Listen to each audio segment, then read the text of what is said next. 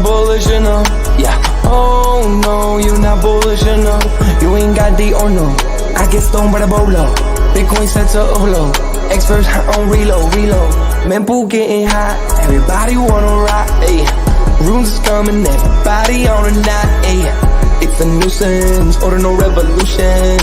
Ayy, Ordinal Revolution. Yo, it's my guy for real, bro. Got French right now. Yo, BRC 420, bro. Yo, that shit on fire, bro. Imagine if he in here. Yeah, like it in the steel. Murder. I got balls of steel. Nookies on the field. Yeah, this shit for real.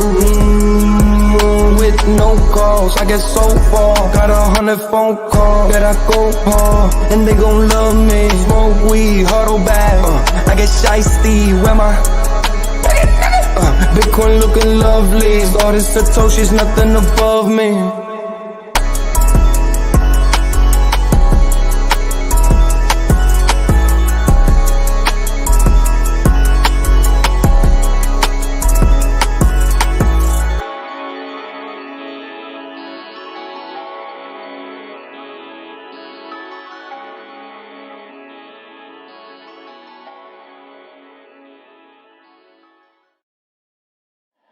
Bitcoin's alive, what you gon' do? Mempool fees are high. Ordinal.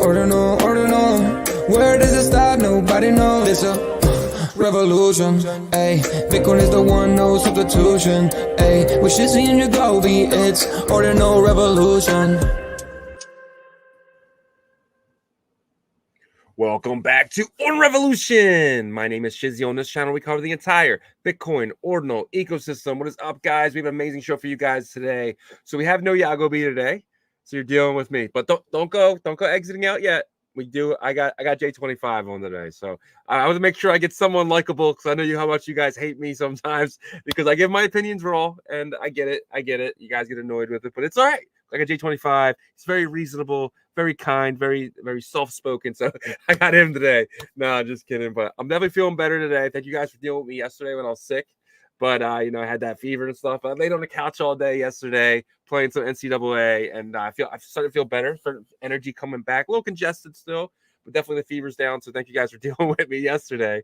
But yeah, man, we have a great show for you guys today. We're gonna get into some really good stuff here. But yeah, we're getting some really cool stuff here today. Gonna dig into some normal stuff. We got some Bitcoin stuff going on. Michael Saylor plans on raise 2 billion Bitcoin. VanEck CEO says Bitcoin could reach 350,000 because that's the half point of gold. I'm sorry, yes, because market cap wise. Yep. And then the unemployment rate this morning was super high, 4.3. We haven't had this number since 2021, which is not looking good. But that's why you see the TradFi really getting hit real hard today. We're gonna get into some Bitcoin price action, show you guys where Bitcoin's at. You're not gonna like it. But yeah, so without further ado, let me bring in my partner here, Mr. J25. What's up, buddy? Yo, thanks for having me. Now everybody can leave, right? But yeah, I really appreciate it. Great to bump into you guys again, and hope Yagobi's doing all right. And yeah, let's have a good weekend. Yeah, he's good, man. He has a trip, a wedding to go to this weekend, so he's traveling. Nice. So yeah, man. So yeah, he's traveling out to I don't want to say where, but he's traveling. Yeah. But yeah, man. I don't know people. Oh shit, he's in my city. No, Nashville again. No. Well, let's kind of get into it. Speaking of Nashville, you were there. Yeah. Can you just jump into how your trip was and how everything was for you? Yeah, it was a lot of fun. I didn't end up making it to the conference. I didn't really want to lock in. I was thinking about actually working in the BitBoy desk, so I was like going back and forth with them, but they were obviously very busy, and I just didn't know with my schedule exactly when was going to make sense. But yeah, just hanging out, meeting up with the Gooses, a bunch of Nookies were out there. I'm glad I got to meet Sam Sage. The Nookies were in full force, a bunch of them out there. But yeah, it was just a blast. Like everybody had great parties, from like putt with the puppets was a lot of fun. Magic Eden renting out a whole like 4-story building. That was pretty cool. Yeah, it was just great. I bumped into some people I used to talk to in spaces a year ago that I'd never met in person. So yeah, it was a lot of fun. Yeah, man. What was your opinion on the Ord House? Did you make it over there? Yeah, I did. Yeah, funny story. I may or may not have been playing a backroom poker game over there. So yeah, It was definitely fun for me, but no, it was nice. It was cool. I heard that they actually had to take a fence down and they like put that gravel in, so they like made it their own, and it's awesome. They found somebody like willing to work with them like that. Do I wish there wasn't like McDonald's there the one night or whatever, but I heard the shed Saturday night was really nice. I took off Saturday morning because I just wanted to get back. I drove, so I had like an 8-hour drive home. So yeah, just Saturday made a lot more sense. I honestly just wanted to get out of there before the craziness of Trump coming into town, and if anything weird happened, I just didn't want to be like stuck in that city for a long period of time. Yeah, the city's super small. Like you could get from one end to the other really quick. Yeah. Especially, I mean, I'm in Philadelphia. You're over in Detroit, right? Or that area. So the cities are it's monsters. So going somewhere like that, sprawling. I mean, and, it's pretty crazy. It's tiny. Yeah. But obviously the highway very much of a city center aspect. Yeah. Yeah, and you see the scooters everywhere. Like the scooters were the call if you're willing to jump into that. I was cool with like the $10 Uber. I had my car too. Yeah. So Yeah. Dude, I was counting it though. I spent like $700 in Ubers.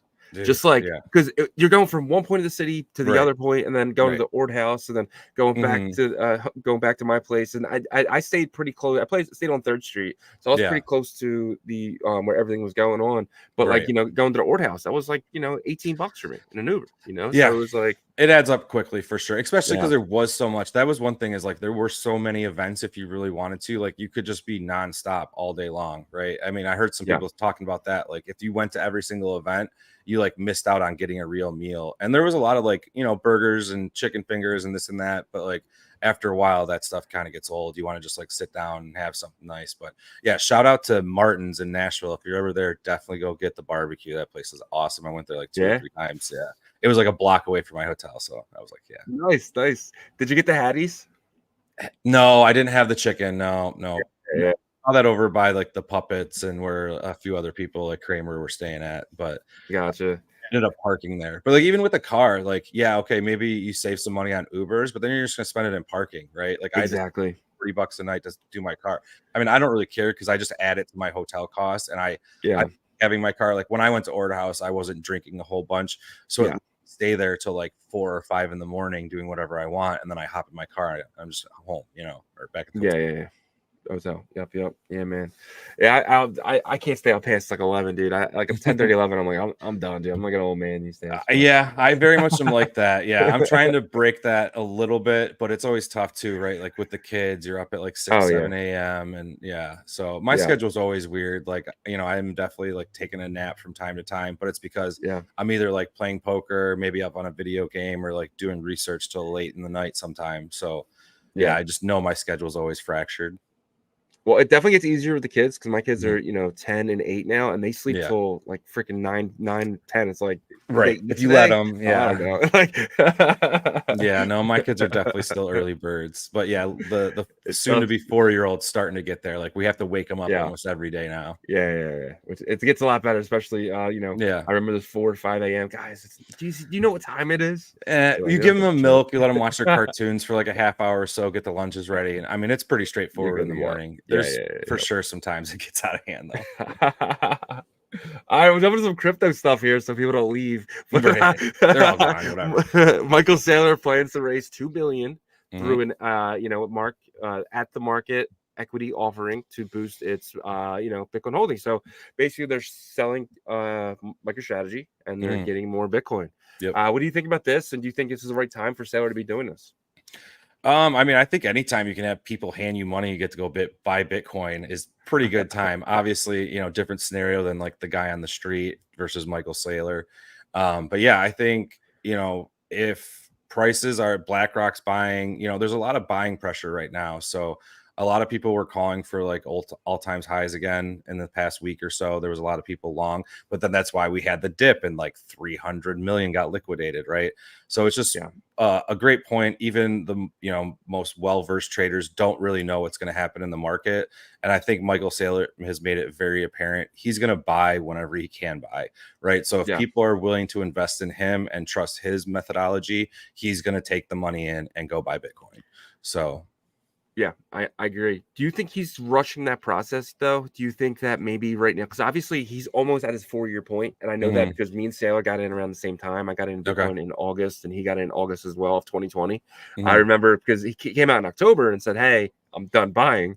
Yeah. This is what I bought. And I remember I was like, oh well, I got it in August too, because August 8th, 2020 was when I bought my first Bitcoin, and I'm pretty sure he was around that same time point. Mhm. So he's going in his his fourth year, his fourth his going into his second cycle now. Do you think he's rushing that because he knows what's coming next? Well, that might be it, right? Maybe he's finally put in the like, this is the timing, right? I expect Bitcoin to do XYZ in the next 6 to 12 months. So why wouldn't I get more money in when I can? And it's coming off of the Bitcoin conference, right? So he probably was handshaking the right people, talking to the right people, had a great speech. The room was packed, right? I remember last year when I talked to like more of the laser eyes, they told us how, oh, the Bitcoin conference attendance was down. It was really dead, yada, yada, yada. Well, I had a blast because I was going to the side events and meeting all the new Ordinals people and things like that. Yeah. So this year obviously had Trump, Michael Saylor had a big one, but there was just much more excitement around in a wide range of guests, right? Whether it was Ordinal enjoyers, miners have been doing well, just OGs that have been holding Bitcoin, or obviously if you're into it for other reasons. Yeah, 100%. I agree. VanEck CEO says Bitcoin will be half the total market cap of gold. So Bitcoin hitting 350,000 will. So gold's at a $10 trillion market cap. Mhm. If Bitcoin would get to 10 trillion, Bitcoin would need to be at 700K. That's why I think that the top of the market is going to be 700K, because I've heard is that the same math market cap before. of gold. So, but VanEck CEO says, he's almost guaranteeing that we hit 350,000. Are you feeling that? Are you feeling the the $5 trillion to $10 trillion for Bitcoin this cycle coming from right now? We're at a 1 trillion. Yeah, and did he give like a time horizon or time frame on that, He or said just the like cycle? that? These are this cycle. Okay. Yeah. Yeah. I mean, I think that's probably a little high, right? Like a lot of the more like average or lower end, maybe, 150, 125. And that's being realistic. But that doesn't mean you couldn't have like a Pico crazy candle that did something like that.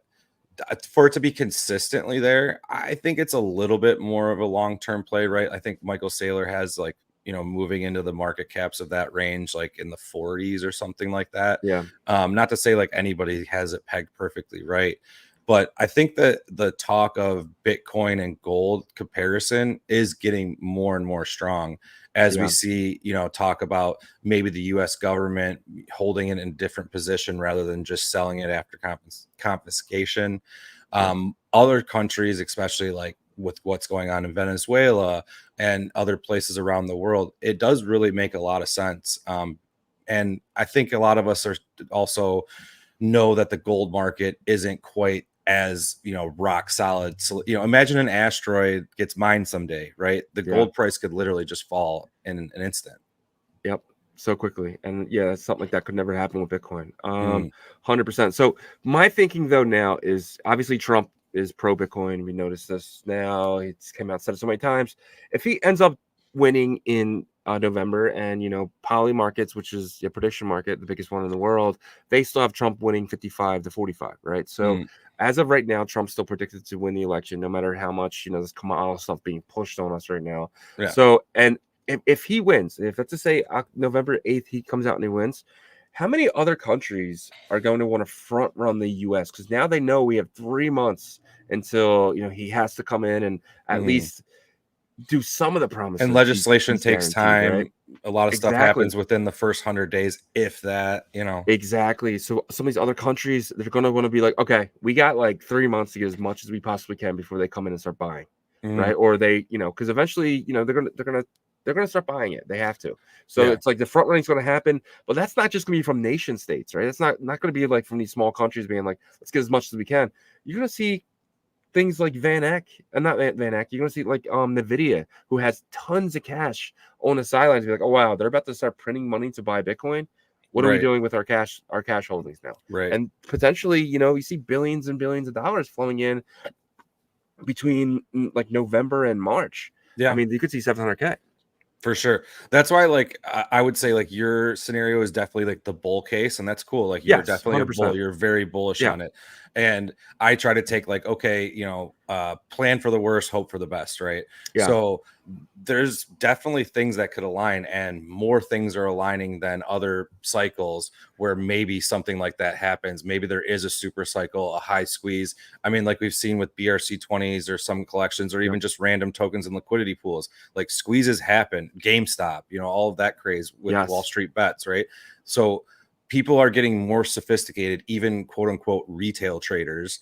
And like, that's why I never like blow it out of the water. I'm not going to like position myself because of that, right? Like obviously I hold Bitcoin and I would love it to go to 700K or higher, right? I just am not going to plan on that. If it happens, awesome. But I'm just trying to like measure my bets or like where they can go, basically. 100%. And for me too, I love that mentality. At the end of the day, that's why I can see that scenario playing out. Sorry, go ahead. No, 100%. I mean, I completely agree. But like for me, it's like I don't ever plan on really selling the Bitcoin. The Bitcoin that I have is being used to buy other assets in Bitcoin. Right? Like I'm buying ordinals, I'm buying runes, I'm buying, all tap tokens, all types of other stuff, But eventually, when at a certain point, I'm gonna feel a little bit risk off, but then I'm 100% Bitcoin, right? So to me, you're gonna take it doesn't profits matter. into Bitcoin, right? And if I need money, like let's just say we want to take a vacation, I'll take 10K out, put it in my bank account. You know what I mean? Like I'm not ever going to go from, having $1 million in Bitcoin to having $1 million in my bank account. That's not not how I preserve my wealth. My wealth, I'm looking at like 10, 15 years down the line. You want the casino chips to play in the casino, and then when you need fiat, you go use the fiat. Exactly. If my wife's like, hey, I want to buy this or I want to go here, or my first thing is like, do you have a credit card, or how's the help out of our credit cards? You know what I mean? Right. But then at a time of maybe next year, I'm like, all right, here's 20K, pay off that credit card, or here's 5K, pay off the rest of what you owe on that. And you know what I mean? On that type of stuff. I think that's when I'll probably pull out like 100K, 200K max probably, but the rest of it, man, it doesn't matter if Bitcoin goes to 700K or 150,000, you know what I mean? But I'll be pulling some Soshis out at a certain certain time frame, no matter what the price is. Yeah, and I mean, I feel like at the end of the day, and I'm much more of a hodler, but I'm trying to force myself, like even now, like I've been sending my wife some money from time to time. If I make a good trade, I'll go throw, half of it this way, half of it that way, or quarters or whatever, just to realize some gains IRL, right? Like I do understand like that I'm bullish, that I'm, thinking long-term about this, but I did see, I think it was Wicked. He's like a miner kind of Bitcoin laser eye, and a lot of people have talked, and I think you've mentioned it, and so have I, how we're going to be able to loan off of our Bitcoin to live. But what happens when Bitcoin is like $250,000 one day, 150K? You know what I mean? Just like the liquidation mentality of that kind of loan is going to be an awkward position. So I do see, a lot of problems with that. But I think a lot of people talk about this in a couple cycles. Once Bitcoin has become not a stable coin, but a much more of a commodity that trades in a very reasonable manner, like gold, like other things. Yes, they have 5, maybe even 10% days from time to time, but over the long term, it's been just kind of like a steady grind up. 100%. I agree. Yeah. I just thought that was an interesting point, especially, just understanding liquidation and things like that. So borrowing I used to think that was an option. But until, I don't know, JP Morgan or something like allows that type of stuff, where, you can put your liquidation price so low to where like right now, I would say like if you had your liquidation price like 16,000, you're fine, right? You have nothing to worry about. But if you put it at 35, you might have a really bad day where, there's a war breaks out, you know what I mean? And then you a black swan event, and it takes everything, right? That's exactly what he was talking about is like, especially because we know before we were kind of talking about perpetuals that I've been trying to get more involved with. I mean, scam wicks are going to happen. People are going to come and grab that liquidity, right? That's why you have market makers. That's why they offer this service, is because they're going to try and get your money. It's all PvP. 100%. I agree. Unemployment rose this morning. The rate is 4.3% of all Americans, versus the expectation was 4.1. This is the highest it's been since 2021, since I want to say August of 2021. So we're about 3 years ago. You got to remember too, August of 2021, we were dealing still with COVID. We're still dealing with a lot of businesses not back online yet. So this is getting pretty bad. I know we have a lot of new people in the United States who are getting working papers and stuff like that. You're seeing it more and more at places that I go anyway. I'm not sure if you're seeing it, but a lot of people don't really speak English, no matter if that's, African or European or Spanish, but a Mm. lot of places I go now, I'm struggling, right? Like I'm Mm. struggling to, especially in the inner city of Philadelphia. Yeah. Are you seeing that at all? And are you seeing the unemployment coming from maybe someone you're getting affected or anything Yeah, like that? I mean, I definitely want to see, if it's moved up or down in a month or two, right? Because these always get Yeah, adjusted after the fact and things like that. But they this do. is interesting because Jerome Powell was talking Yep. about with the interest rate bump. In order for it to go down, they're not only looking at the inflation rate, they're also looking at the unemployment rate. And they Yep. feel that they're, kind of a dual effect now, rather than where it used to just be inflation, inflation, inflation. Let the employment rate kind of do its thing. And we feel like if inflation's under control, the employment rate will do its thing. So, yeah, I mean, I think this is going to, definitely be something they look at. There's no FOMC meeting in August. So September is what everybody's looking at. And 17th, from what everybody that I've heard that's much more of a trade fi and looks at these markets on more of a daily basis, they've been saying it's basically priced in. So, if people have the expectation of something, that's where you see those huge things. Like if they come out and don't do the dip, right, Yeah. then that's where you can see like a big whiplash. Whereas when it sounded like, yes, plan is September, it was dovish and it was kind of he almost said it on stage essentially, Yeah. but he can't say it. So, if it's already priced in, that's why I think we saw like, okay, cool, that's what it is. Like, we're just going to go ahead status quo. When you have something that veers away from the expected status quo, that's when you get like the panic in the market or people making a new assumption. 100%. And the thing is, but too, this could move them so, towards it faster too, right? well, the 0.25 is priced in, right? So Yeah, right. 25 basis points, but the 50 isn't. Right. So if this gets worse, because we have 7 more unemployment jobs numbers to go before he speaks again. We also have 2 CPI reports before he speaks again, one in August and one in September. I think the September one is right around the time where he's about to speak, so that one will be fresh. Yeah.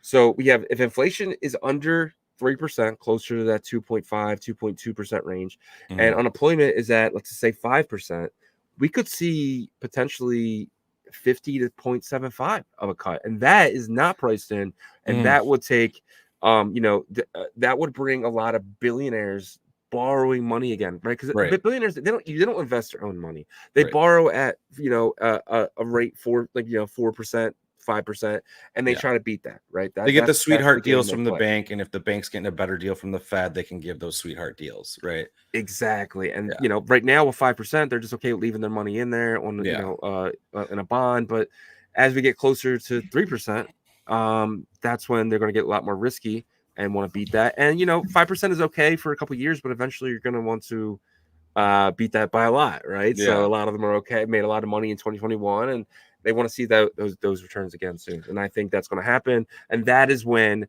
liquidity will enter all markets. Yeah, I think a point, 50 basis points is unlikely, just because it's the first move after a long consolidation at this specific point, right? Yeah. They want to dip their toe, see how the market reacts, right? Hopefully it's kind of a steady Eddie thing, right?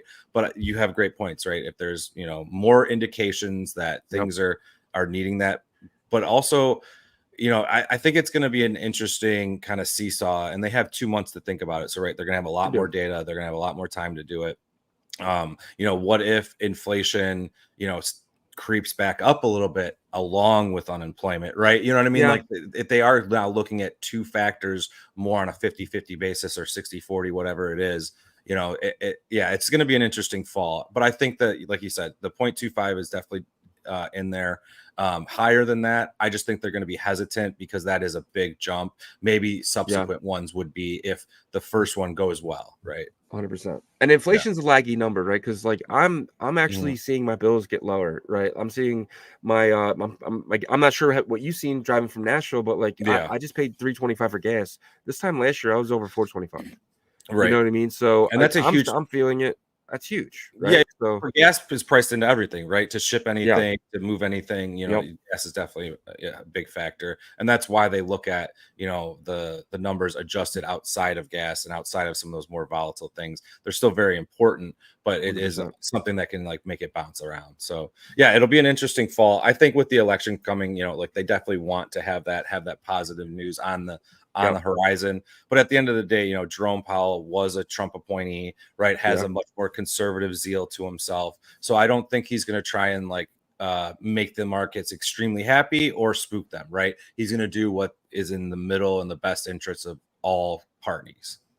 Yeah, but his term's coming to an end. You know what I mean? So, and he's going to want to renew it. And the people that want to win this next upcoming election, they're losing right now.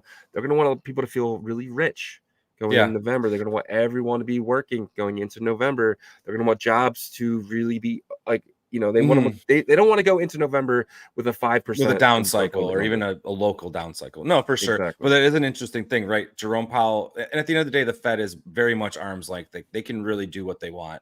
But you know, he was a Trump appointee. He's been working under the Biden administration, right? And now it's a choice over, you know, his old administration that appointed him essentially, and kind of the one he's been working under. So it's just an interesting situation. I'm always for change at the Fed level. I think that, you know, bringing in new faces, moving the seats around, right? When you get stagnant, that's when things can be where they're always thinking the exact same way.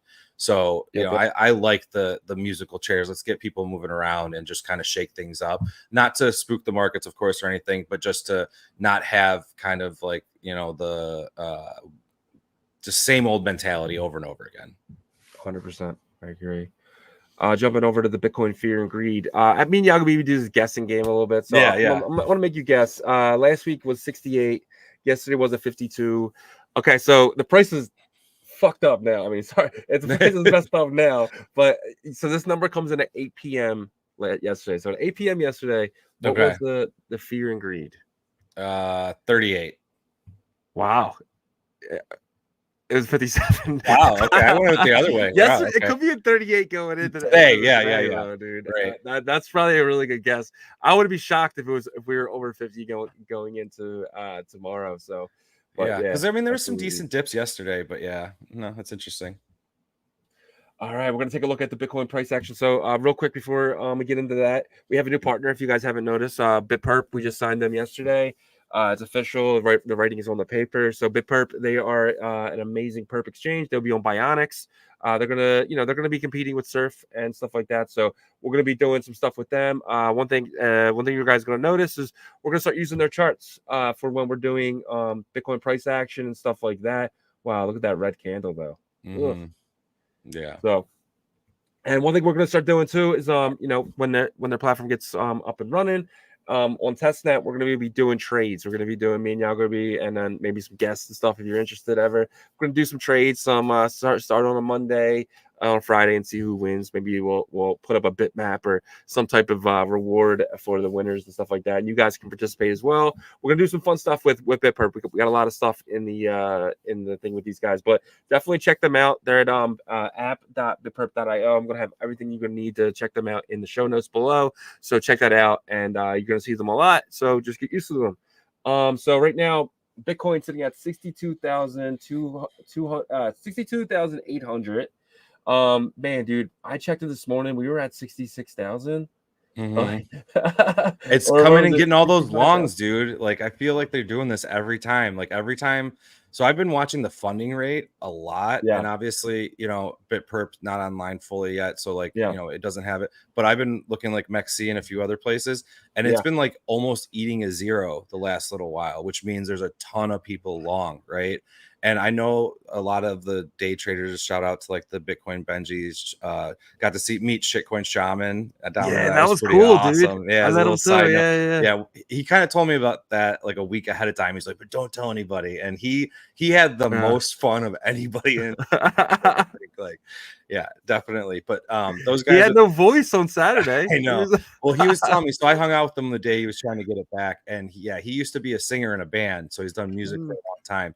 And he's like, oh, I've been through this a million times. You know, on the road, you go do a show at night, the next morning your voice is cooked and you got to sing again the next night.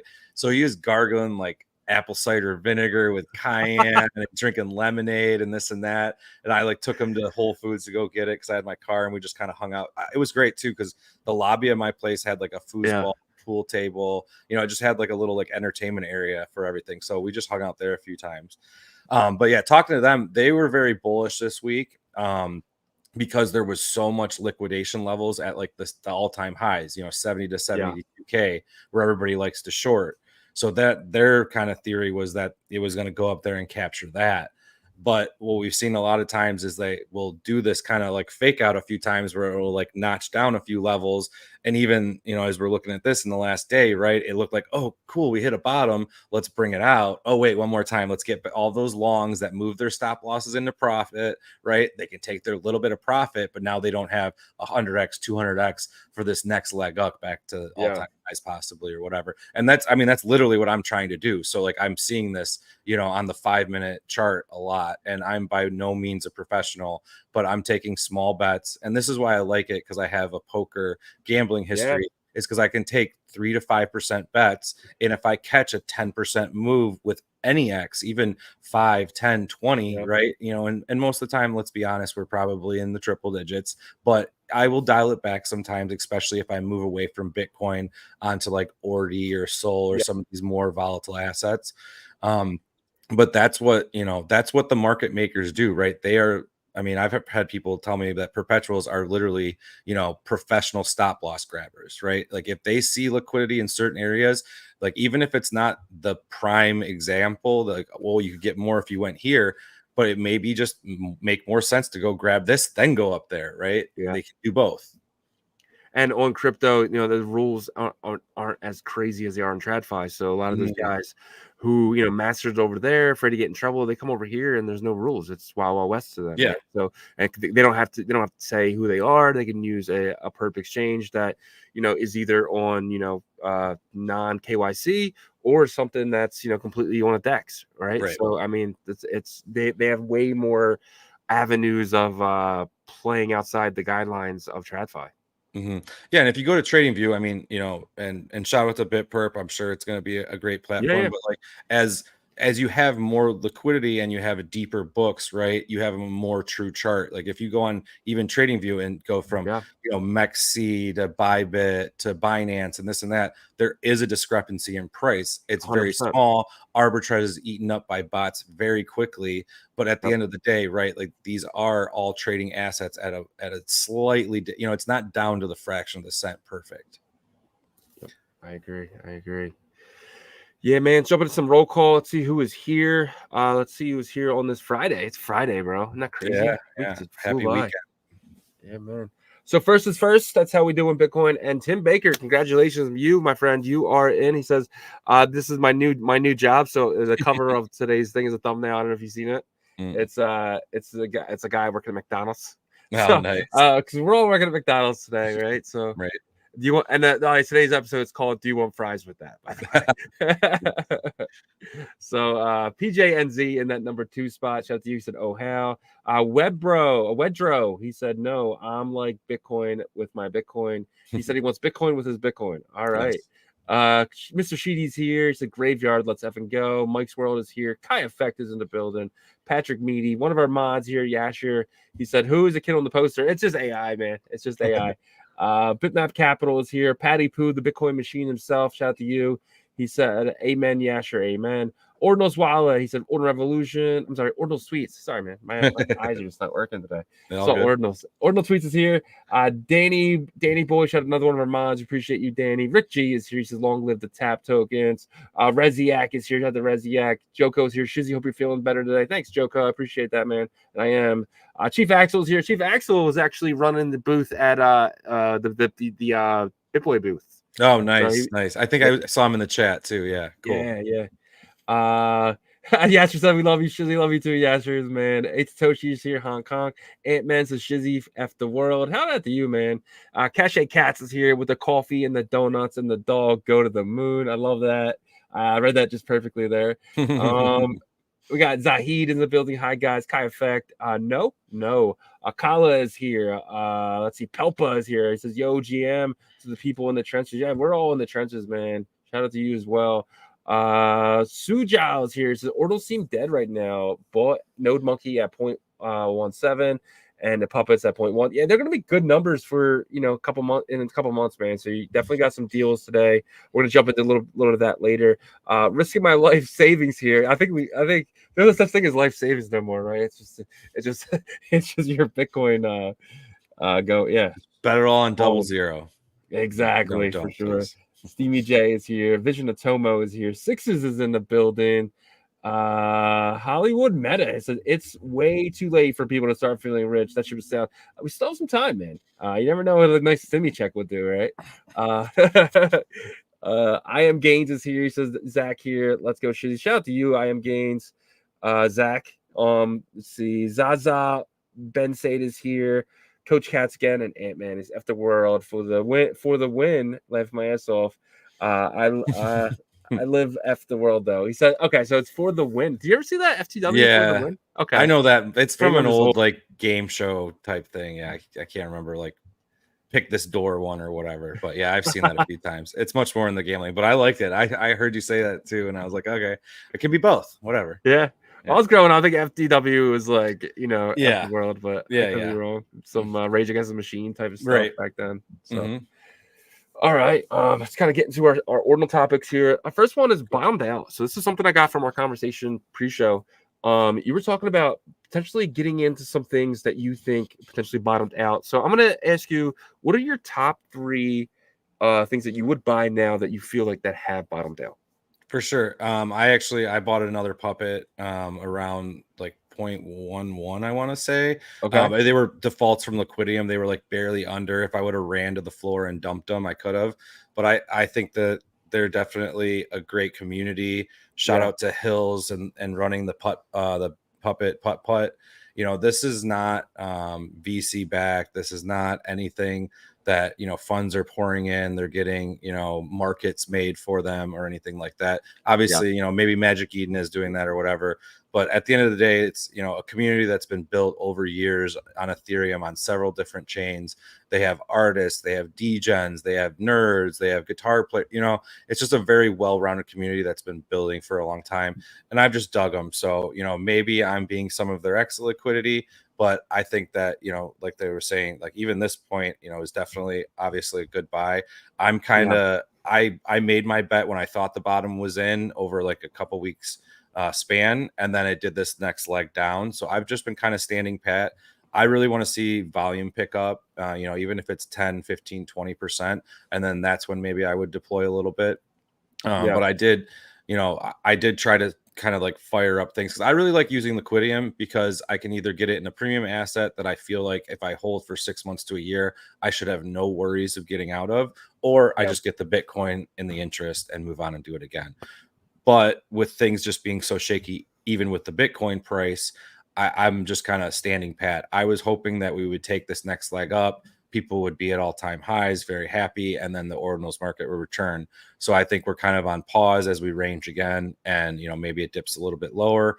Then we test all-time highs again at the end of August, and I just don't see the fall being a slow time because literally billions, if not trillions of dollars will be spent on this campaign. So.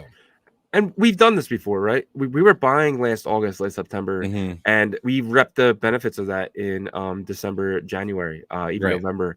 So we've done this. This is not our first rodeo here. We know what to expect going forward, especially when it gets closer to that that fall winter feeling, and people don't go out as much, right? They sit at their chair, they sit here and they study the charts and they try to make gains, but by that point, you're already too late. It's what you do now that will separate you from everyone else. Then, and that's something that I noticed when I was holding my sats and my rats and all that stuff, right? So, I mean, that's going to happen again. And this is down, 0.5. It hit like, I think 0.49 was the high on this. I mean, we're about 85% from that point. So, to me, anything 80%. I mean, if you go into a store and it's 80%, it's in that fib range. It's common sense almost. And I think as we see something that's happening on a lot of other chains with like the Milady cabal just spreading everywhere, the Retardio on Sol, right? Like those meet the culture of their chain, right? Sol, much younger demographic on TikTok, go, fast. Bitcoin is not that, right? We're all boomers. We're all old school. We're a little more conservative, have families, whatever it may be. Obviously, there's plenty of us that degen and move around a little bit more and the spectrum and flavor or whatever. But yeah, my opinion, just like the puppets are the miladies or retardio of Bitcoin, right? They're a little bit autistic, schizophrenic, whatever term you want to use, but they're also, know what they're talking about. They've seen cycles, they've been through things. And whereas like in comparison, I've just never vibed with the node monks. I know we chatted about this in the past, but I can't argue that it's not a very reasonable trade. It's just not my cup of tea. So I've just avoided it, for there. I think, Quantum Cats has definitely put itself out and ahead. Smaller collection, Udi, lots of money behind it, things like that. But I just don't see, like, they've passed OMB. I don't think anybody had that on the bingo card. So no, not at all. No, for sure. So you said Quantum Cats. Quantum Cats, I mean, they bottomed, but they bottomed like pretty high. Yeah. I mean, right. Mint price of 0.1, like there's still a 2x from mint, right? Yeah. The most sought after rune right now is what I'm hearing is the Magic Internet Money rune. And that is the rune that was etched by Udi, and the rune that potentially Quantum Cats people are going to get airdropped.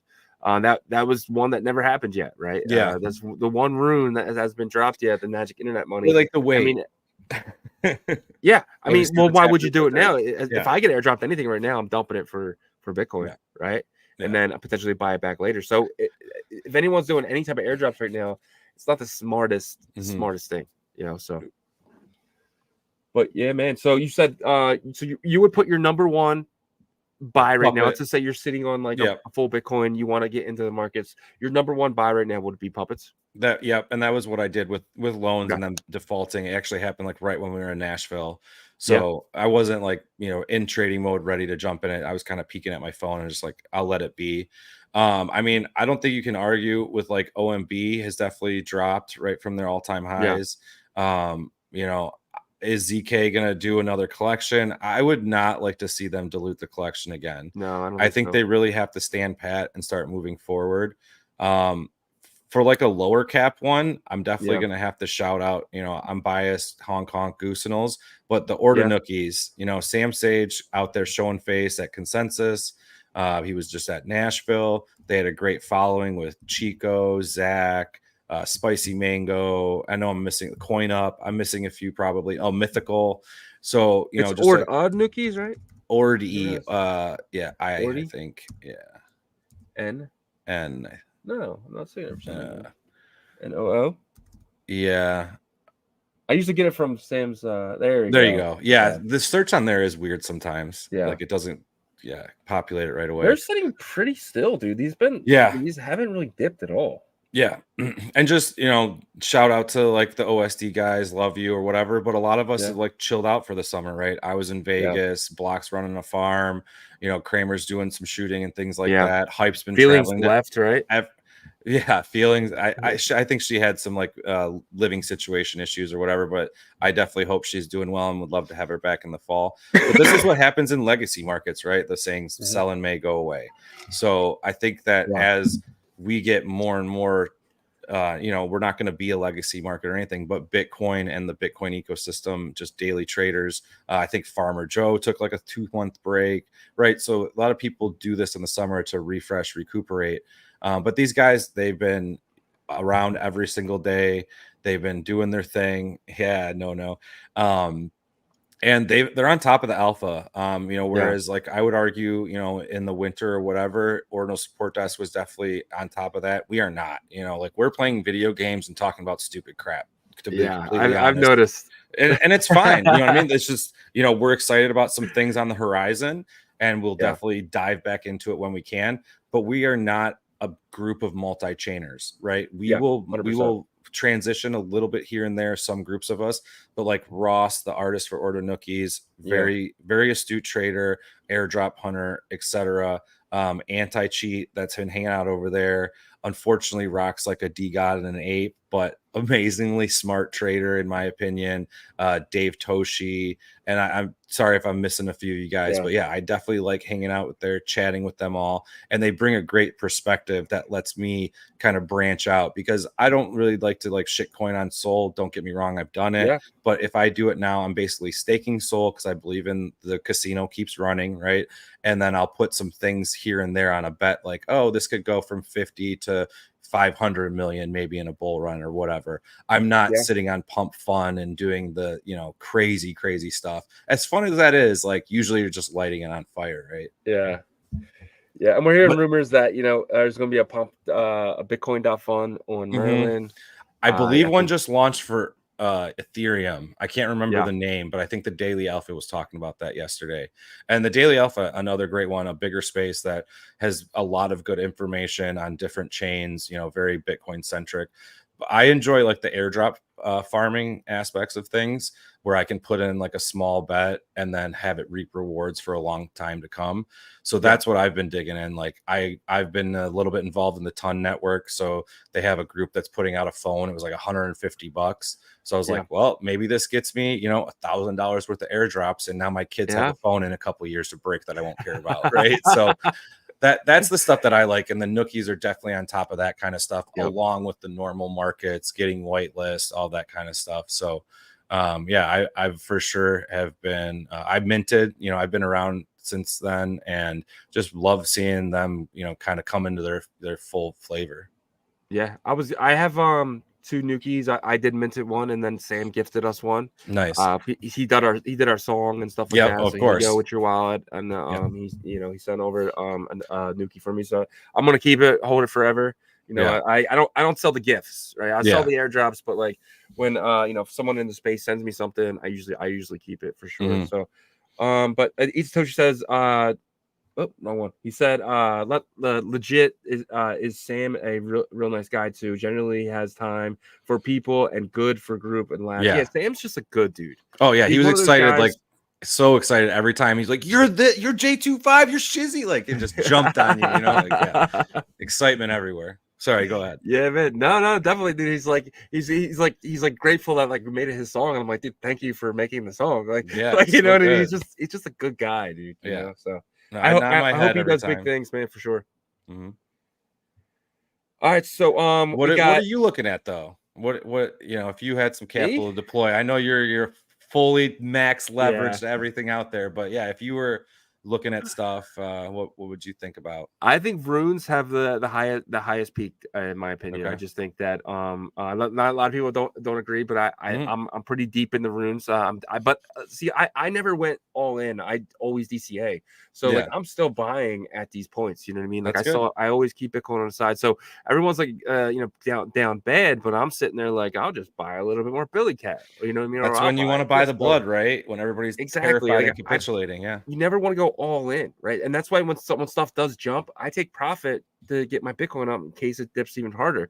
I don't get all the gains like some people got when, you know, when they first got into sats and they let it run all the way up. Right. I was selling here, and here, you know. So I made money on the way up. But exactly. Like I play a little bit more safe, but you know, but when I go into something, I do the same thing, right? Like I'm if the runes would start pumping today, I probably would stop adding money into them.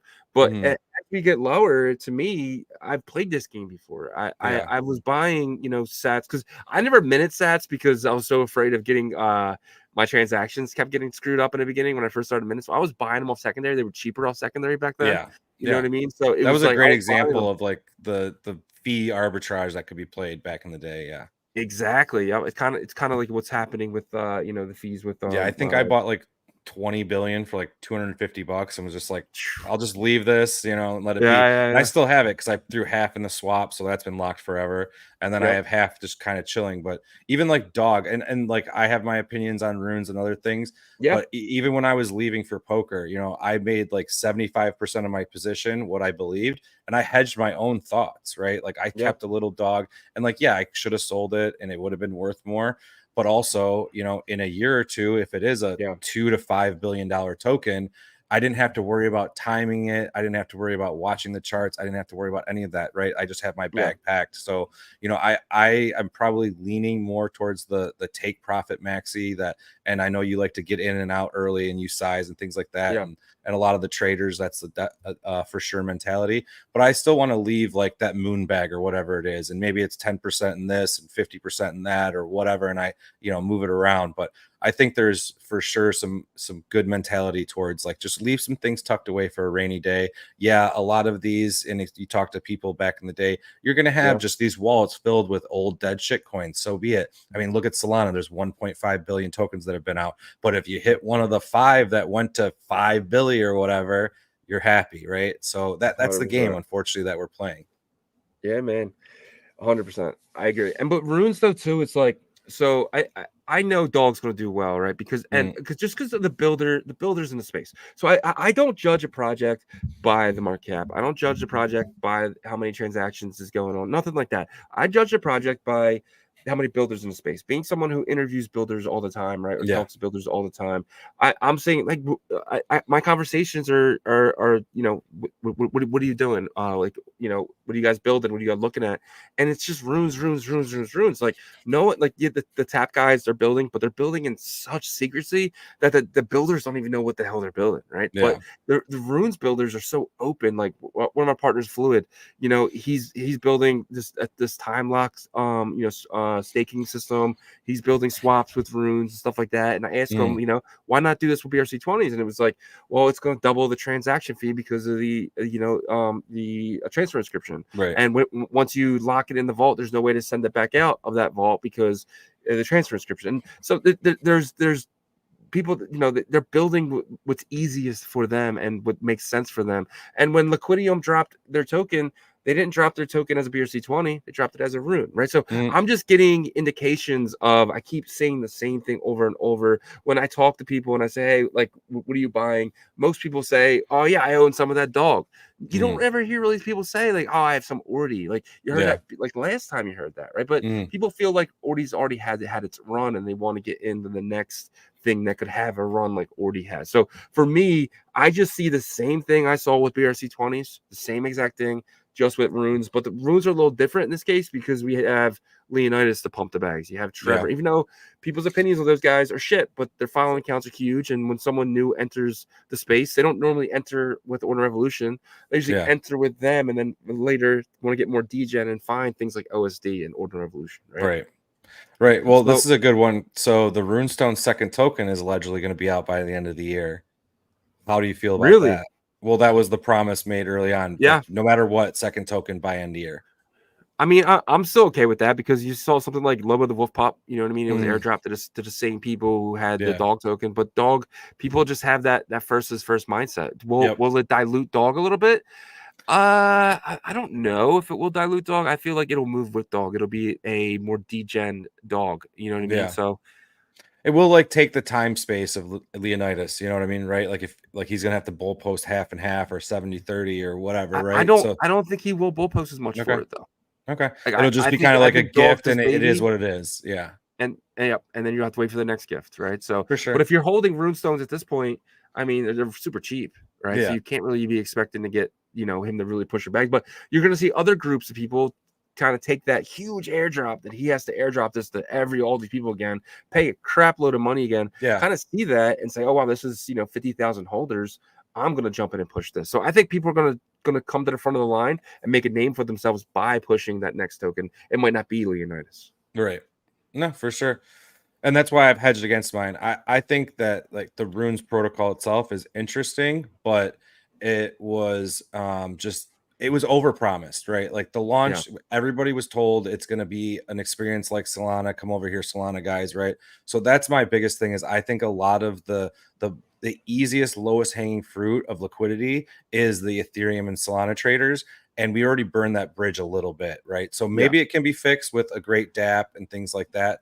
But it really, like, as we look at Magic Eden, it needs to be Magic Eden, right? That's where the eyeballs are. They've had the swap tab up for how long? And not a single movement, not a single announcement. We did see like Xverse is doing with dot swap, right? So there's ways to bring these tools in. At the end of the day, they're custodial, right? For the time being. So that's another consideration too, right? So, Bitcoin ethos is decentralized, hold your own keys, non-custodial. So this is going to be another dynamic of, okay, maybe you get those like day traders that are comfortable with going to a MEXC or wherever Yep. they like to go. And that's where a lot of people do see Ordi and Sats, right? Because the vast majority of volume is going to be on sexes at the end of the day. But we want to get in the game early enough before they hit that. Yeah.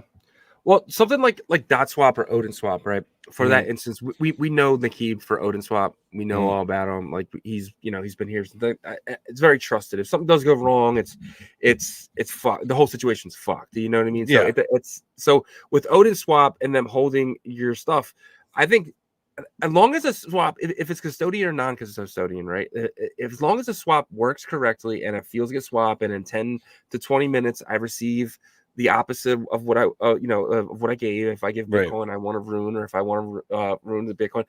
If you can have that experience, like we do have on dot swap now with Odin swap, and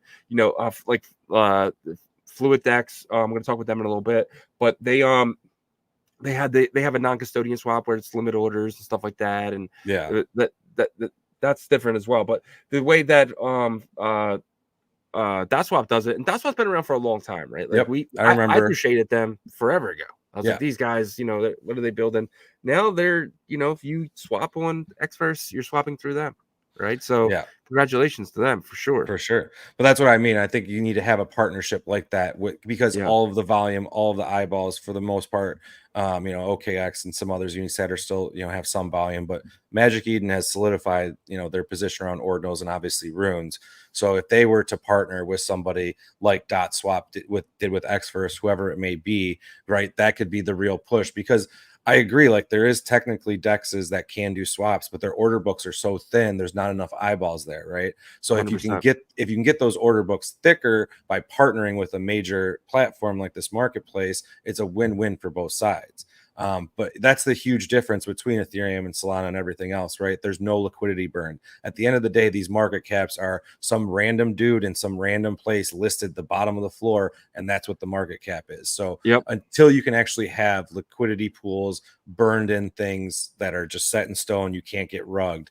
Like that's the huge step forward. And I think we're seeing that on a very short spectrum, go a little step here, a little step there, maybe a couple steps back as we go through like the doldrums of summer.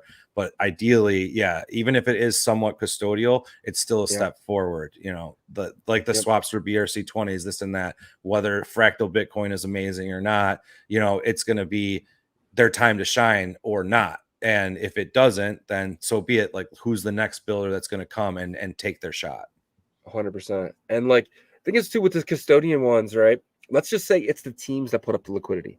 It's liquidity says, hey, we're going to put up the Bitcoin against our token and we're going to lock it in there. So no one else, at least really for their pairing, right? Just to lead the way. Yeah, exactly. But I want to add to it, just know we have Bitcoin at stake as well. You know what I mean? Or like Rooney, if they want to come in Rune's terminal and do the same thing, right?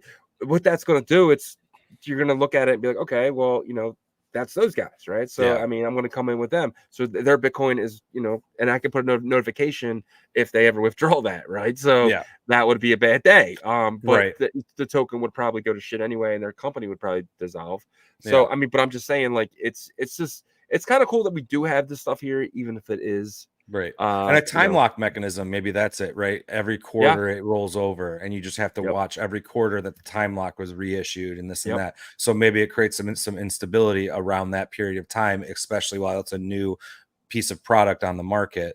But I mean, I think people are going to keep doing it, and it's a spectrum, right? Like we used to talk about with Merlin chain, right? It's still multi-sig, but at the end of the day, they're using the best security possible that trillions and trillions of dollars go through Binance, OKC, etc. So is it perfect? No. Is it totally on chain? No. But is it a slight move forward? Yeah. And that's why, like, I'm kind of interested in fractal Bitcoin, because they're taking a completely different method towards it. And it's a lot of nerdy aspects. Like there's going to be mining and there's going to be this and that. But the biggest thing I like is that they want to peg.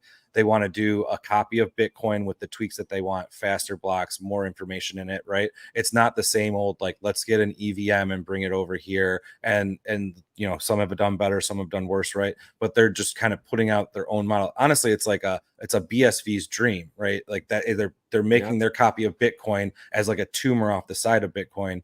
And if you've looked into like Drive Chain or BIP 300 and things like that, they're stealing a lot of the best portions of that along with other things in the market. So that's why I'm excited about it. But at the end of the day, like any rollout, like anything that isn't just pure Bitcoin, it is a lot of moving parts and totally unforeseen what will happen. But I think that like the one thing we've seen is that BIPs aren't going through. That's why a lot of people that are super bullish on like quantum cats and OP cat and everything like that going through, I hear you. I think it's a good idea. But fundamentally, if you think it's going to happen this year, next year, I can't agree with you. Like, I just don't see Bitcoin ever moving that fast, especially with Taproot and the segregated witness and everything that came from that. Ordinals, which they hate and they regret making that change. Why are they going to do a change that they know ordinal enjoyers are behind? I just don't see it happening. For the miner fee. Yeah, that would be my answer to that, right? So we were hanging out with Knox. Shout out to Knox. Me, Yagobi, and Knox were hanging out. Did you get a chance to meet Knox? I did. Yeah, we bumped in a bunch of times. Yeah, great guy. Awesome. Yeah. So we were hanging with Knox at the conference. We walked up and we saw our guy CB Spears. He was talking to three miners, three bigger miners as well. And he's on stage, and towards the end of the thing, he asked the guys, like, what do you guys think about OpCat? And they all knew what it was. Obviously, if you guys don't know what it is, it's Satoshi wrote the code. They took it out because he was afraid of getting DDoS attacked, right? But then SegWit kind of fixed that, right? And then I think I got that right? Yeah, somewhat. I'm not even great on exactly why it left or whatever, but my basic understanding is allows like a secondary function in a transaction. Yeah, computation on the chain. So it'll allow you to sign, like you know how right now we have PT. What is it? Pre-signed Bitcoin transactions. You'll be able to sign the transaction fully, but it won't go through until the other computations are done. Right. Then you get to pick and choose what they are. So higher level of coding on Bitcoin that it lets it be a little bit less of a dumb computer. Exactly. So Raul kind of explained it from Fluid Tokens. He said that right now on his swap, you do the limit order, right? And then let's just say you want a piece of that limit order. You want to put Bitcoin for like a little bit of I don't know, the dog that I put up there. You can go grab it. It's done. But then I have to come back and sign the transaction. He's like, when OpCat gets put in, I can pre-sign that transaction, and then it'll happen seamless through limit orders down the line. It'll make it easier for everyone else. So like Liquidium, you have that back and forth where sometimes you get bumped out because somebody else signed faster or whatever. Exactly. Down the line, you won't even have to. You put that signature in right in the beginning, and then the computation is already done for when the time has come. So it's going to do stuff like that. But to my point, all the guys on stage with CB Spears were like we think it'd be really good for Bitcoin. And at the end of the day, Bitcoin Core, but they're not the ones who put the votes in, right? It's the miners themselves. Agreed. If it can bring more revenue to the miners putting, if this would somehow double the block reward, right? Because obviously it's going to take a lot of the stuff off chain, but it's also going to bring a lot of stuff on chain with roll ups and ZK. So when you're rolling something up, potentially there's going to be one day where the mining rewards are just insane. Right. So that's going to bring a lot of computation off chain.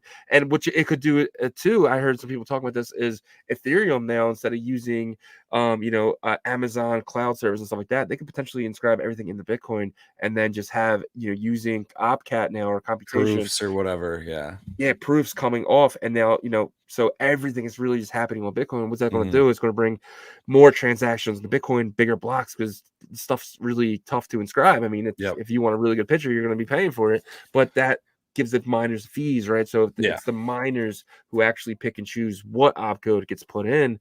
Bitcoin Core does their best job of saying, hey, guys, we don't think this is good, this is bad. But at the end of the day, if it's the miners safe, have the final say for sure.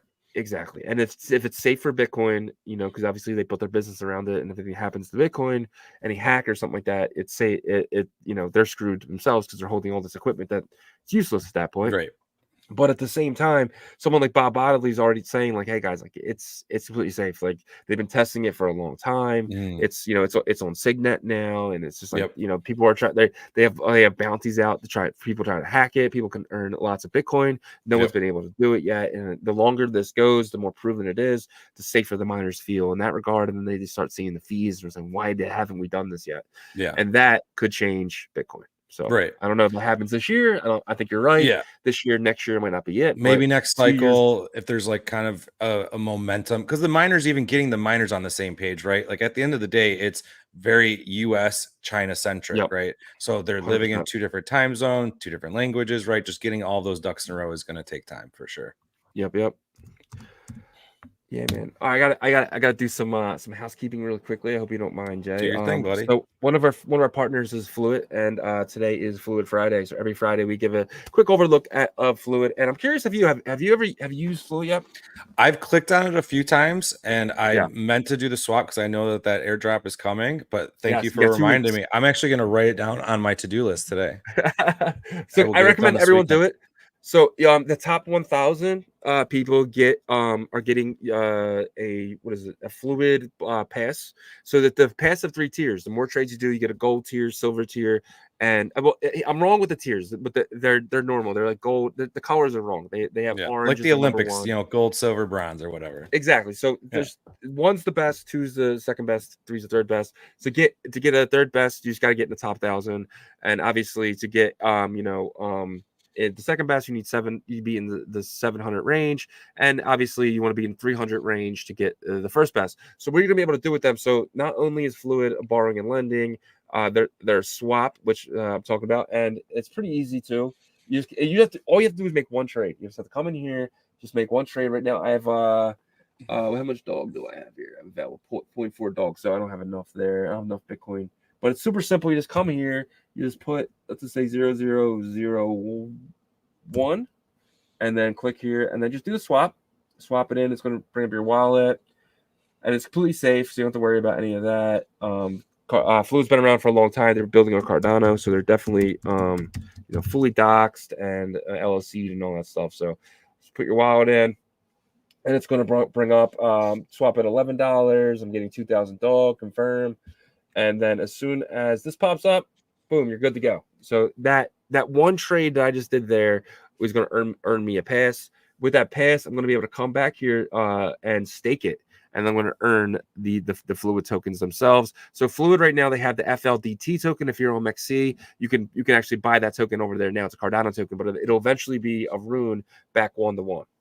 So the token right now, I think it's like $13 million market cap or something like that. So this is going to be one, in my opinion, that's sought after, and you're basically getting free. And then I asked them yesterday, only 300 people have used the swap so far, 300 wallets. So if you have multiple wallets, just use it. It's the easiest airdrop potentially you'll ever get. So definitely use Fluid. And now for the first time as of last Monday, they have the leaderboard ranking. So you can see the top 25. He's going to add more, but you don't have to worry about that because you can just click your rankings. And as long as you're in the top 333, so you can see I'm number 71 because I've used the swap probably like 10 or 15 times now. So I've used a swap to get that high. But this is the thing too. This is the multiplier. So if you have a Bitcoin puppet like you do, use that wallet because you get 2% bonus to all your points. And let's just say you have a puppet, a Ordinal Revolution OG pass, a Pizza Ninja, and a cat. So now you get 8% on every swap. So yeah, cool. I did 10 swaps, but you did one swap, but you have like 10% bonus 10%, or whatever. Yeah, you're gonna get a lot more points potentially down the line. Cool. So if you have any of these, use those wallets and you'll get your higher ranking. You want to get in the top 333. That way you get the number 1 pass. And guys, this is stupid not to do it. It's one swap. It costs me almost nothing.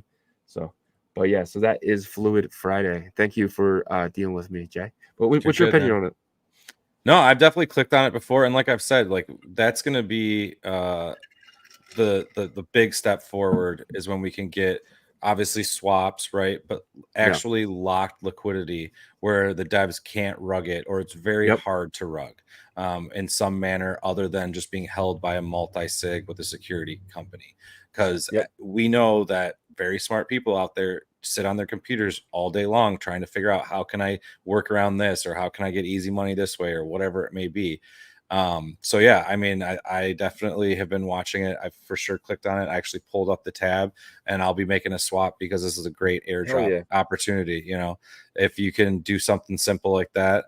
Have you done it in any of your wallets with like your OG pass or anything like Ordinals I've related? done it today. Cool. I didn't even notice. I Okay. forgot the OG pass was in there. Nice. On a different wallet. I And was just I did curious over if you there. had any like errors or whatever, like because of this or that. But yeah, Yeah. no, it seems like every time it It comes just up. knows. So when after the swap's over, it just gives you the points. So Yeah, it cool. reads everything in your wallet. It's just a Kind wallet of like reader. Liquidium. As So, soon as you finalize the loan, the points pop up. Yeah, exactly. Yep. cool. Exactly, for sure. So yeah, it's definitely worth using. And two is like, so let's just say you go to Magic Eden, right? And you want to buy some, I don't know, Billy coin or something, right? But Yeah. yeah, it's let's say it's 4 sats or something like that, and you're like, damn, I only want to put it in like $500, and it's like I gotta pay 5 sats.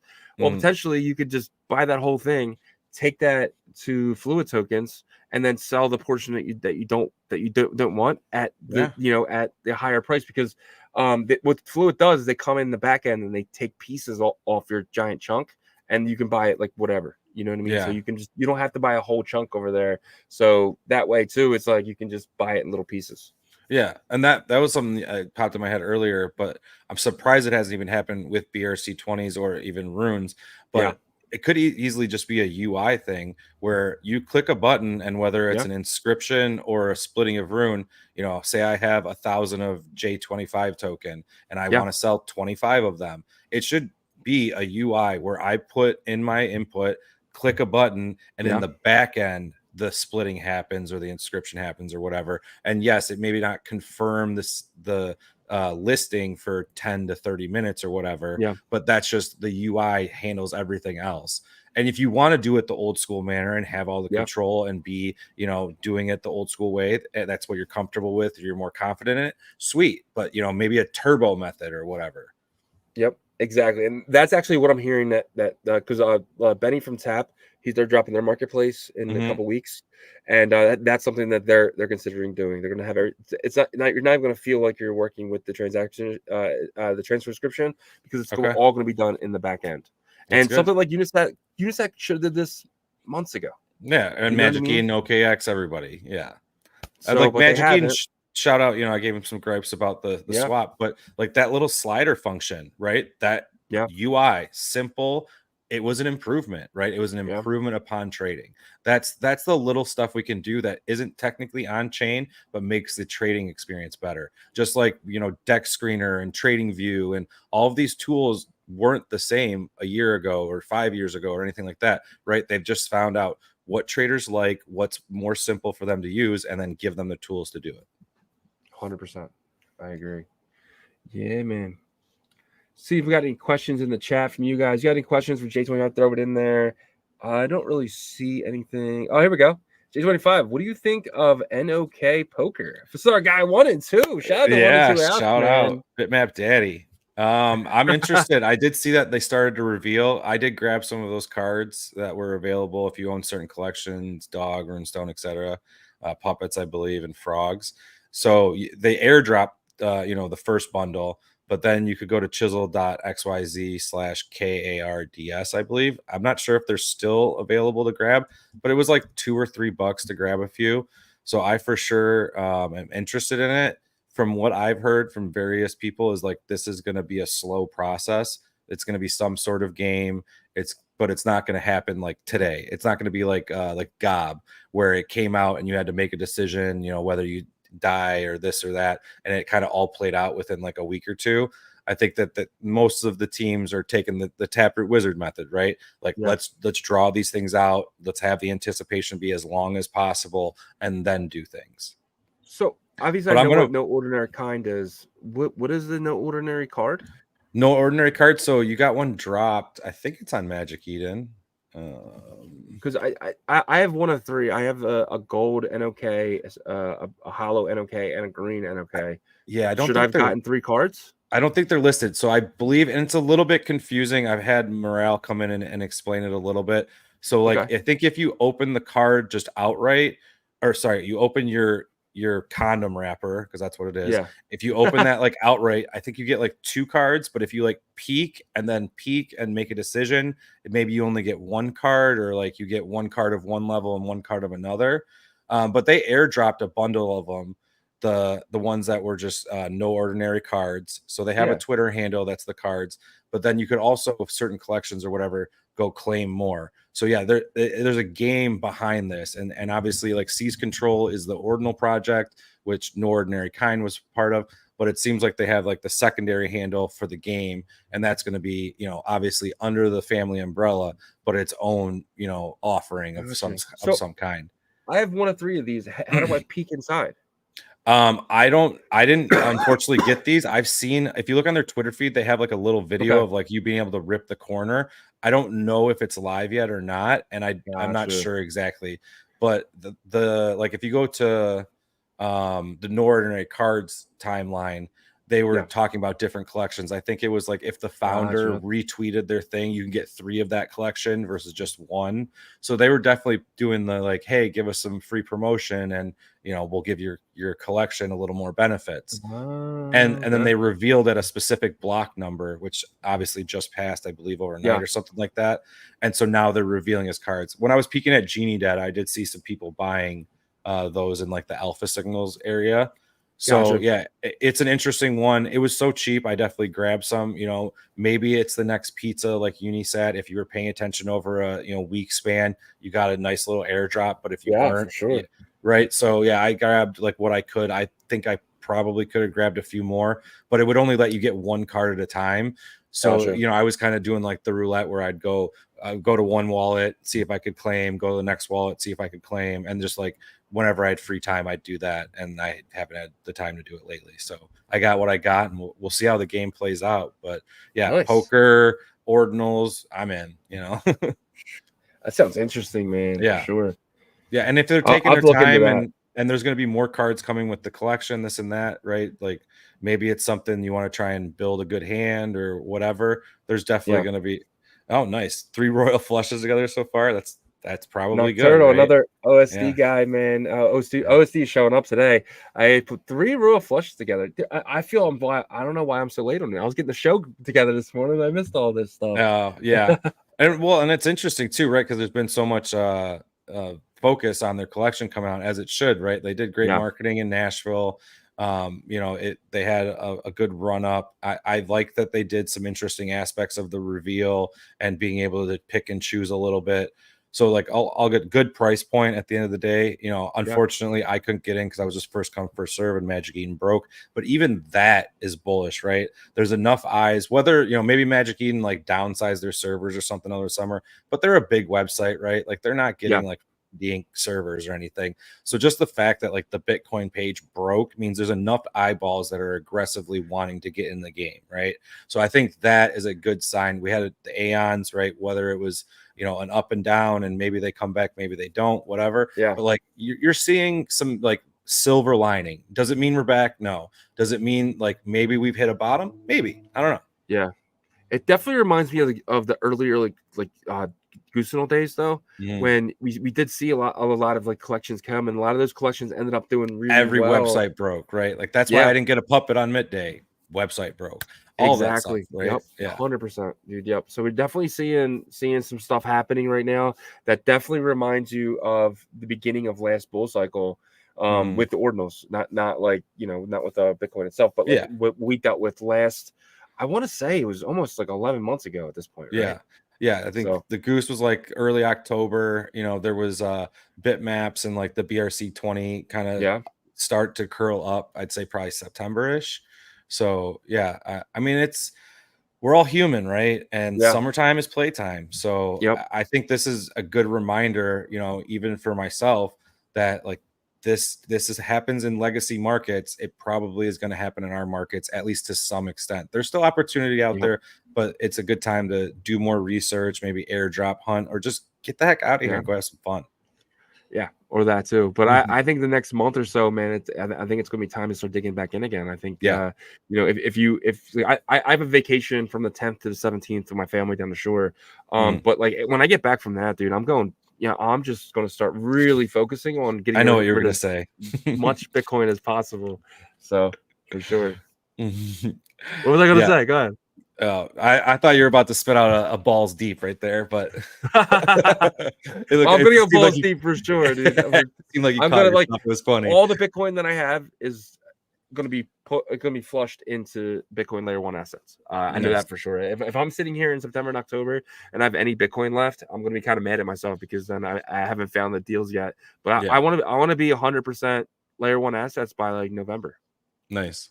Yeah, and you have a great mentality. You're DCing, and so even if you were wrong, you're just getting a better price. I have been wrong. And you're not heartbroken about it, right? No, like, okay, my average cost is going down. Is it perfect? Did I hit a bottom? No, but you're never planning on that, right? You have a ladder in, ladder out mentality, and you know it's been working for you. So more power. 100%. So 100%. But if we do get to November and I'm 100% in, and it dips into December, I'm gonna be heartbroken. But by that time, I should have my bags, and I should be very happy with what I have. And I built a business around the Ordinals for a reason, right? So I truly believe in them in the long run. So to me, it's just a waiting game from that point anyway. Yeah. So, and the vast majority of people, like you should be doing this with your risk on portfolio, right? Like, don't be taking 100%. Out mortgages, don't be going crazy, don't do the BitBoy thing, like Yep. All right, Jay, man, absolutely amazing. Thank you so much for helping me out today, man. Huge. I had fun this entire show. I can't believe I didn't even hit any of the topics, dude. I had a whole bunch of stuff that I put in here. It's Friday, whatever. Friday. But so screw it. I had to talk about that stuff on Monday. I appreciate all you guys listening, man. If you guys go check out ordinalrevolution.com, we have some of the best articles over there. Definitely check us out. And we're live Monday to Friday. All week, 11 a.m. Eastern, 10 a.m. Central, 8 a.m. Pacific, 4 p.m. UTC. I mememorized that now. Nice. And then because we go every single day. So check us out all week, guys. Appreciate every single one to show up. And Jay, I'll kind of give you the stage, man. I know you spoke your mind a little bit, but if there's anything you want to say to the audience, maybe where they can come find you or anything like that. Oh yeah, just a pleasure being here as always. Really love to see you guys growing. As somebody that's tried to make content in different methods and whatever, it's tough. So more power to you. Always a pleasure to bump into you guys. We didn't hang out as much as in New York, but I know you guys were super busy at the conference, just like we were at all the different events. But always a fun time, and for sure, planning on doing it more. And thanks for having me. Always a pleasure to, give my opinion. And at the end of the day, that's all it is. That's all we have here. We're making bets, we're talking trash, and we're having a lot of fun doing it. So check out Ordinal Revolution and all they're doing. And I'm just, glad to be around. Yeah, I can't wait till OSD is back up and running, man. Like I met the 24 hours. That was insane. I would check in. I would wake up at like 3 o'clock in the morning just to check in for like a half hour, just in case something's minting, right? I'd just be down there listening for a little while. I remember that was someone, and there was a few times where I got lucky. It was such a unique time frame, though, right? Like, when are we gonna have? I mean, I know Runes is out there or whatever. But like they've already had a ton of tickers. Like it was such a unique time in Ordinals, Bitcoin, tokens, etc. Hopefully we can get it back like that. And if not, we'll just have some fun and figure it out. Well, I think it comes back. I think it comes stronger than ever. But time will tell. That's not financial advice by any means. Don't be buying shit because I said it. But yeah. All right, guys. Jay, next time Yagobi's not in, dude, I'm definitely hit you up because this was fun, and there was a bunch more stuff that I wanted to get in with you, but I've kind of run out of time for that. But yeah, thank you again, sir. Yeah, cheers. Have a great day.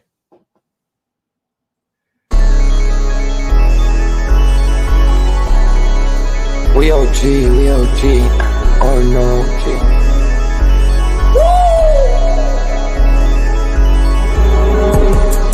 You're not bullish enough, oh no, you're not bullish enough. You ain't got the oh no. I get stoned by the bolo. Bitcoin set to Olo. Experts on reload. You're not bullish enough. Oh no, you're not bullish enough. You ain't got the oh no. I get stoned by the bolo. Bitcoin set to Olo. Experts on reload. Mempool getting hot. Everybody wanna rock. Runes is coming. Everybody on a knot. It's a nuisance, Ordinal Revolution. Ordinal Revolution. Yo, it's my guy for real, bro. Got friends right now. Yo, BRC 420, bro. Yo, that shit on fire, bro. Imagine if he in here. Like it in the seal. Murder. I got balls of steel. Nuki on the field. Yeah, this shit for real. With no calls, I get so far. Got 100 phone calls that I go hard, and they gon' love me. Smoke weed, huddle back. I get shiesty, where my Bitcoin looking lovely. All this Satoshi's nothing above me.